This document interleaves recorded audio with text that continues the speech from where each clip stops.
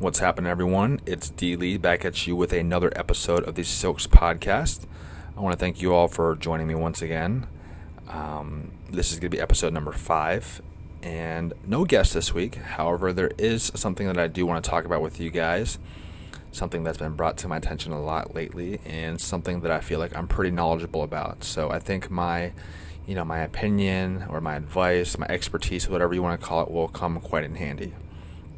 However, before we get into that, I just want to go over a few things that are going on here at the Silks Poker Room. We're in a new month. We're in March, so there's a couple new things on the menu. For the most part, everything's the same, but they've included a couple new tournaments in the month of March. On Sunday, March 15th, instead of the weekly $25 cheap stack tournament that they run, the Silks is going to run a $60 buy-in 3K guarantee tournament instead. That starts at 7 p.m. So if you're in the area or you want to try something new, come check it out. The following day, March 16th, they're going to be running their annual, St. Patrick's Day tournament. It's a $150 buy-in with a 15K guarantee. So it's a little bit different than the past St. Patrick's Day tournaments, but I think this is kind of taking over the 150 10K guarantee that they're running that week that runs bi-weekly, monthly. But come check that out if you're in the area as well. That starts at 6 p.m. on Monday, March 16th. As far as promotions go, again, like the tournaments, everything's pretty much the same. However, from 1 p.m. to 12 a.m. Monday through Thursday in the month of March, if you hit a high hand with 4 of a kind or better with a pocket pair or, 2 cards to a straight flush, basically using both hole cards, you're going to get instant payment of at least $200. So here's how it works. If you flop your high hand, you're going to get $400. If you turn your high hand, you're going to get $300. And if you river your high hand, you're going to get $200. So it's a little bit unique in a way. It's a little bit different. But I think it's a nice little twist. I think people always love seeing and hearing and trying new things, so this is something that would certainly fall under that category. Any other questions that you have or concerns or anything else you want to see, just visit www.tampabaydowns.com/poker. All right, so enough of that. Let's get into the topic at hand, which is playing poker for a living. So I've had a lot of people talk to me about this in the past and more as of late, and I'll tell you what, playing poker for a living, it's not as glamorous as one may think. It's actually very difficult. Yeah, if you win money, especially all the time, it's going to be great, but you don't always win money, and that's the bottom line, and that's what people have to understand as a player is, they need to balance things out. There's going to be times where you lose, there's going to be times where you win. As far as succeeding in poker as a professional poker player itself, there are a few tips I want to give you guys on how to do that. Number one is patience. I think in order to become a successful poker player, you definitely have to have the patience. I think that's why I've done so well in the past, is because I'm naturally patient in life. So I think it helps me at the poker table. There's going to be days where, you're going to look down at the Jack Deuce offsuit and the 9-5 offsuit for 10 hours. It's just a matter of how you play those hands and how you go about folding those hands and just getting in there with the right hands against the right players, which I think ultimately is going to make you a good poker player. You can't force yourself to play hands that you normally wouldn't just because you've been carded or just because you've been bored. You have to understand that there's going to be days like that where everything's not going to go your way, and patience comes in big when it comes to that. I think this also kind of coincides with patience is discipline, and this is another thing that people don't have a lot of is discipline. Sometimes when there's a raise and a re-raise and you look down at ace queen, sometimes you just have to fold. Even though it's a good hand, you have to know when you're beat and let go of these really good hands. And I think in the same vein, that kind of goes with folding big hands, is also knowing when to get up when you're stuck or when you're winning. So, for example, I'll say something in both ways. So, if you lose 2 buy-ins, $400, $500, $1,000 within the first 2 hours, it's probably not your day. And instead of trying to sit there and get it back and having this mindset like, I'm going to do whatever, I'll get it back, it can only get better, just leave. Like, that's discipline right there, is minimizing your losses. No need to lose another 400 or 500 because your mindset's already changed, because instead of going there to make money, now you're just chasing your money, And when you chase stuff and when you're trying to play catch up, that's when you play your worst, I think, and that's when your decision making becomes a lot worse than if you were winning. That also can be said if you're winning. Let's say you're winning and you're up a ton and you just win every single pot. At some point, because of the variance, it's going to catch up with you for that session, and instead of being up 1,000, you lost a big pot. Now you're only up 400. Now some people, they don't like to leave after that. They want to try and get back that 600 that they just lost in the previous hand. But you need the discipline to just get up and go. Like with me, if I'm having a good day, at the table, and I lose like one really stupid or silly hand, I'll just get up and go, because I know how I get. I know that'll trigger my mind into playing that not optimal poker. So I think as far as that goes, discipline is another key factor in that as well. One more thing that I think that you need to play poker for a living is you need to have a level head.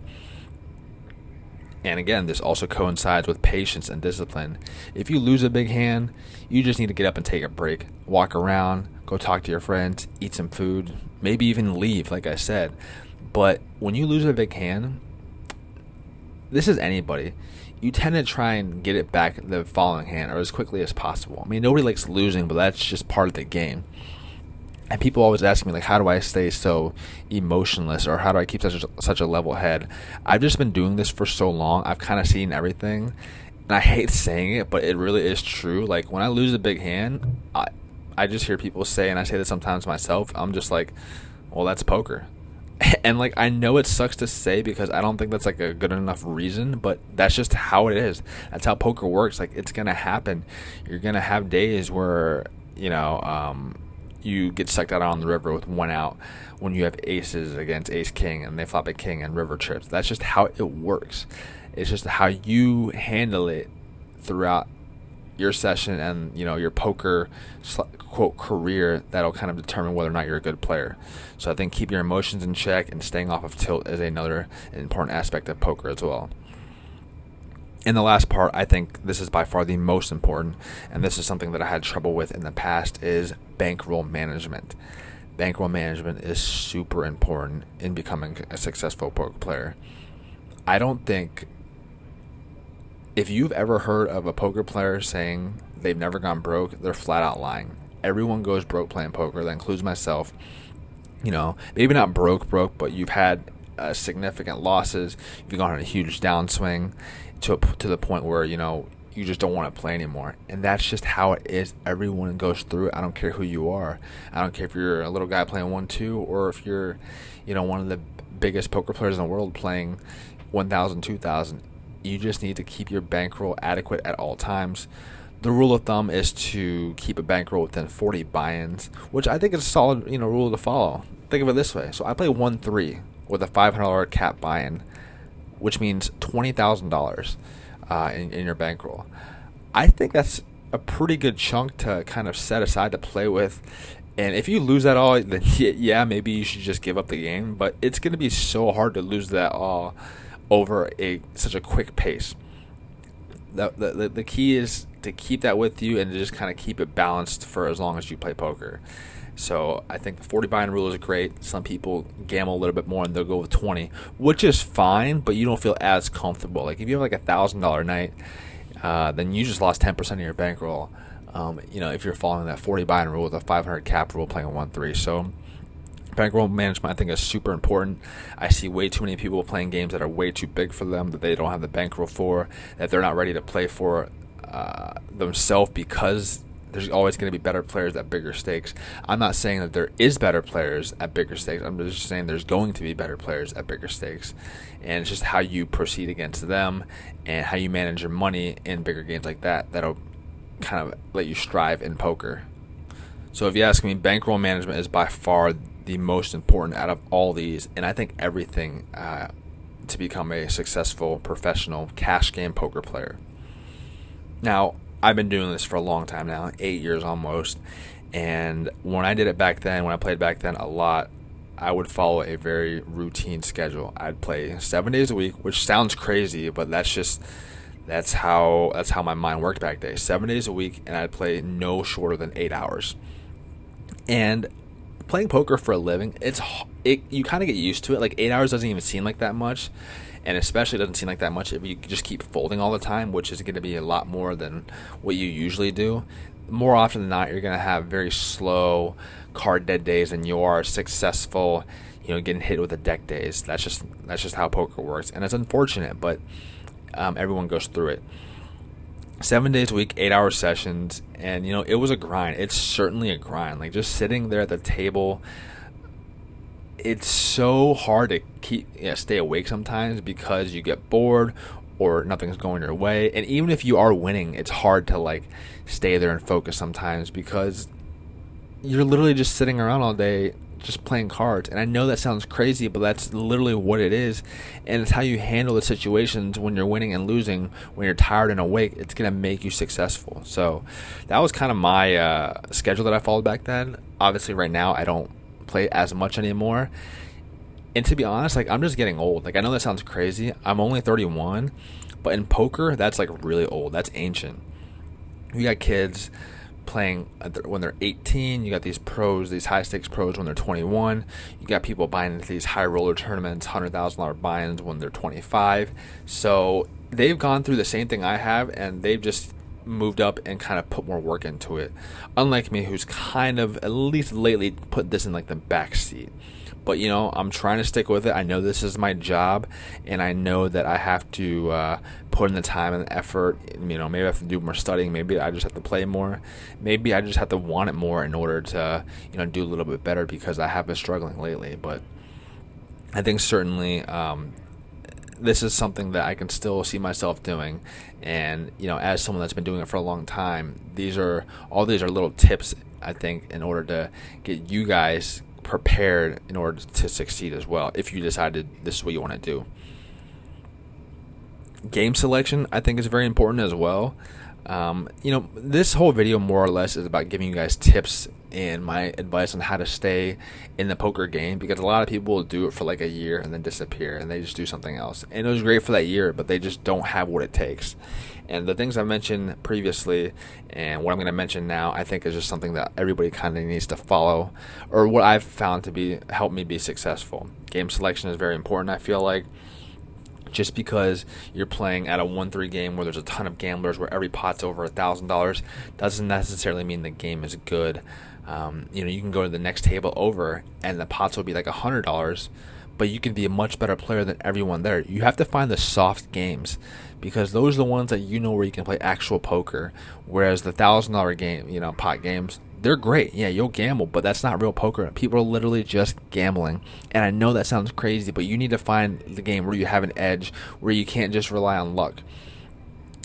And I'm not saying that's not in that huge $1,000 game, but you can walk around, and especially if you've been playing in a room for quite a while, which I have here at the Stokes, which ones are the good games. Which games you can dominate as well. So game selection, obviously, a very important thing in poker as well. I've been doing this for a long time as well, and I think this is something when you play poker for a living that's very, very good to have, is a session logger. So I keep track of all my sessions, how much I win, how much I lose, how much I buy in for, this kind of thing. And I'm not going to lie, my chart, at least for the beginning of this year, looks pretty rough. There's a lot of red. Red is not good, obviously. You want more green. I'm looking over my little tracker right now. And so far this year, I've put in a total of 49 sessions. And that's actually a lot considering we're 2 months into the year. 144 hours and 45 minutes. I've net gained $4,241, which is actually not good. That's $2,000 a month, give or take, which, if you do the math correctly, it's going to average out to only be $24,000 a year, which is something that, being as poker is my main income, that it's unacceptable. More or less a $50K a year playing 1-3 full time is what I would be happy with, but the numbers are always going to fluctuate. Obviously, I'm just off to a slow start. I know I am. I'm not getting, discouraged or anything. I know this at some point it will change, just hopefully sometime soon, because I'm not going to lie, I'm getting sick of winning, what I got here, $98, $110. I even have a session here from last Thursday where I won $3 in 4 hours and 45 minutes. Granted, I was stuck probably like 400 or 500 that day, but which is great to get out of the hole, but I need to book like nice solid wins instead of these minuscule wins. I'm not saying I'm not going to accept them, because certainly anything is better than losing, but at some point I need to pick up the pace here. And I think that it just kind of I'm kind of slacking too as far as playing my best poker. But again, it's just because I've just found the urge to do other things, this podcast. But I'm hoping that I can get my mindset back into the poker playing. You have to keep track of all your sessions. I feel like it's good to see your numbers. This tracker I use is called Analytics 5, or you can use this one, which is Poker Income. Both are great. Gives you everything you need to know. And it's good to go back and look at the numbers. It shows you which days you do better on. It shows you what times you do better on. And I know that's just kind of a thing. Like, there's some days you're just going to do better than others. Just because I play every Friday at 6 o'clock to 10 o'clock doesn't mean that's my best session, even though it shows. It's just good to see these numbers in full effect. So definitely log your sessions every time you play. Living a low-key lifestyle. When I was playing a lot back then, I'm not gonna lie, I certainly wasn't. I was going out to a lot of fancy dinners. I was buying a lot of nice clothes. I even bought like a really nice car, and those are the things that I really wish I didn't do, because that's a lot of money that's just gone that you are never getting back. Now I even lived in like a nice luxurious apartment where I was paying like almost $1,400 a month for rent. Now, I bought a house, I'm making an investment, I'm using my money smarter, my mortgage is less than $1,000, and think about it for over the course of a year. Paying $1,400 for rent as opposed to $1,000 on a mortgage throughout the course of a year, you're saving $400 a month, which is going to be almost $5,000 a year. And on a house, that's an investment, so that's even better. So, live a low-key lifestyle, don't go out and eat all the time. Just be cheap. Like, I know it sounds terrible saying it that way, but that's the only way I can put it. Just kind of be cheap and live within your means. It's the same thing as playing in your means, If you have a $20K bankroll, play 1-2, play 1-3. If you're making, $200-$300 a session, let's say you average $1,000 a week, you shouldn't be spending more than whatever the amount it is that you need per month. Use the money that you need for your bills, and then just kind of save everything else. I think that's a very important key to have as well when playing poker, is to just maintain this low-key lifestyle. Now, as far as moving up in stakes or moving down, people have their opinions on that. I enjoy playing the 1-2, the 1-3, the 2-5. It's that low to mid stakes tier where you can make a successful living, especially the 1-3 game here at the track. Think about it this way: if you can average $300 per session, let's say 5 days a week, that's $1,500 a week. That's $6,000 a month. That's close to what? That's like $70,000 a year. I mean, that's on average. I know it's not always going to be like that, but that sounds pretty good to me for just playing poker, tax-free. Now, if you go on a nice run, like a little heater where you're winning for a month, yeah, move up from 2.5 to 5.10. Take a shot. And if it doesn't go well, then you took a shot and now you know. I think when you're running hot, you should move up in stakes if you're feeling good and you think you're playing good. I think if you're running like shit, which is equal to you playing bad, and if you're losing a lot of money, then you should move down. So, for example, last November 2019, I went through probably the worst downswing I ever had in my poker career. I was playing 136 consistently because that was like the game that they ran here, and that was the big game at the time, the best game that they had. Between November and December, I probably lost $10,000, and I'm not even joking. And I had to move down. I had to go back and play 1-3, which was so hard to adjust because it had been so long since I played 1-3 and instead of 136. And I didn't succeed in that as well because I just forgot how to play. Like, I just wasn't used to like the smaller pots. But that's something that after I took a break, because I ended up taking a break for like a month, or like not a month, for like a couple weeks, that's kind of when I realized that, what, I need to just play 1-3 and get my bankroll, get my confidence back up again, because 136 is a different monster. It's a lot more gambling. Pots are bigger. Players are different. 1-3, it's a little bit more timid. You're gonna get your gambling in, but I think when you're running bad, move down in stakes. Some people are kind of embarrassed to do it, but everyone has to do it. I don't care who you are. If you're going through a bad run, or if you're just not playing well, I think it's a important step in order to succeed long term in poker. Now, all those are my tips and advice, I think, on how to be a good poker player. Patience, discipline, keeping your emotion in check, and bankroll management. Those are like my 4 key tips as far as being a successful poker player. Other things you need to include to do as well, like I said, were, find good games, keep track of all your numbers.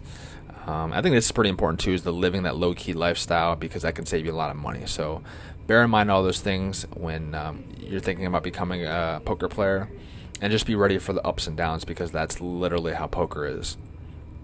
The last thing I want to go over with you guys is a lot of people asking me why I don't play poker much anymore. And to be honest, I don't want to say I'm burnt out, but it's just something I've kind of lost interest in. And it sucks to say, because that's my profession, that's my job. But now that I have this separate job working here at the Silks, it kind of keeps my whole lifestyle balanced. I don't need to rely on poker as much anymore. And to be honest, this job kind of takes care of all my monthly bills. So poker is just kind of extra money that I'm hoping to just save and put to the side. And, I've just gotten to the point in my life now where I kind of want to do something a little bit different. So I guess you could say I'm passing down my knowledge, my wisdom, all this poker advice down to the people who are trying to get into it. If you ever see me in the room and you want to talk, feel free to say hi. I'm always willing to give advice and just talk about things that I feel like I maybe have a little bit more knowledge on than most people. Obviously, this new pursuit of podcasting and video vlogging, poker vlogging, and stuff like that is something I've had quite a bit of interest in lately. So I've kind of been focusing more of my attention on that. So that's kind of another reason I haven't been playing as well either. As far as, my likes and dislikes about poker, I loved the freedom of playing poker for a living. You can make your own schedule. You ultimately decide how much money you make. Like if you go in there with a level head and you play good and you're running well, you're gonna do well. You're gonna make a lot of money, at least for that day. If you go into the poker room with a kind of a down, negative mindset, running bad, playing bad, you're gonna lose money, and that's just how it is. So I like the flexibility of the schedule.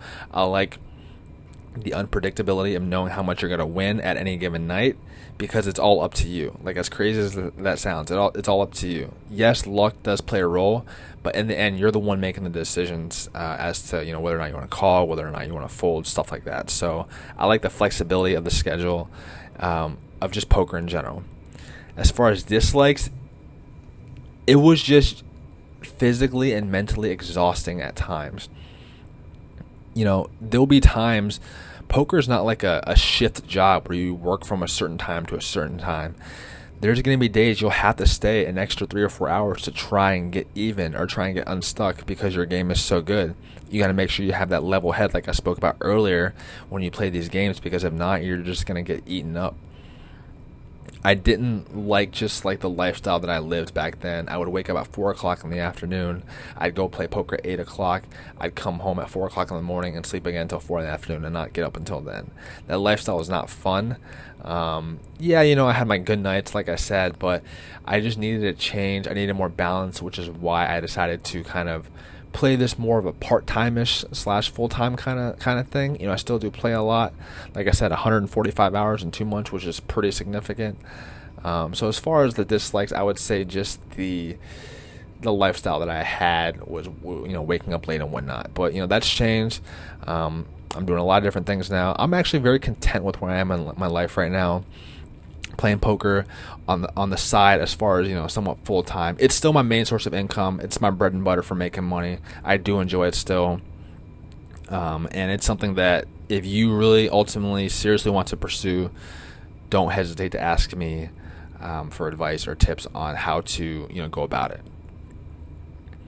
That's going to wrap it up for episode 5 here of the podcast. I want to thank you all for joining me once again. I really love that you guys are liking and listening and subscribing to these videos. I hope you can tell all your friends and family about it as well. If you like this video, please hit the like and subscribe button.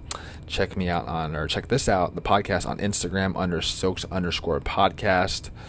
This is DLee, just reminding you Tight is right.